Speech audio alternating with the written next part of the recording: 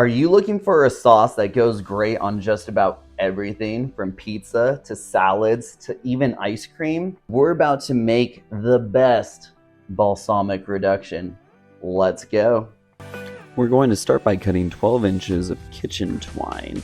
On top of that, we're going to put 2 bay leaves, a sprig of thyme, and just going to tie it in a super simple knot. You can use some kitchen shears to cut off the remainder string on one end if you like. I like to, so I will. To a medium pot, we're going to add 500 milliliters of balsamic vinegar. Most bottles of balsamic will come in this size at the store. We're going to add a half cup of organic sugar to that and give it a quick stir with a spoon.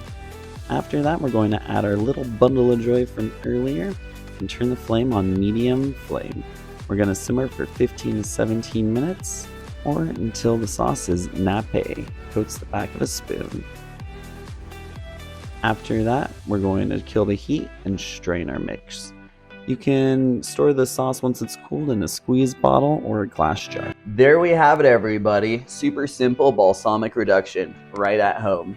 Now, like I said, there's a lot of incredible things that you can use this on, but my favorite thing to eat it on is just some simple vanilla ice cream. So without further ado, let's spoon some of this right on top.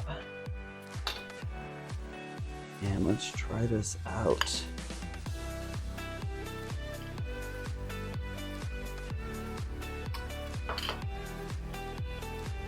Speechless. Incredible. Thank you for watching, everybody. Please like and subscribe. We'll be doing other fun stuff with this balsamic in future videos, so stay tuned. Let's go.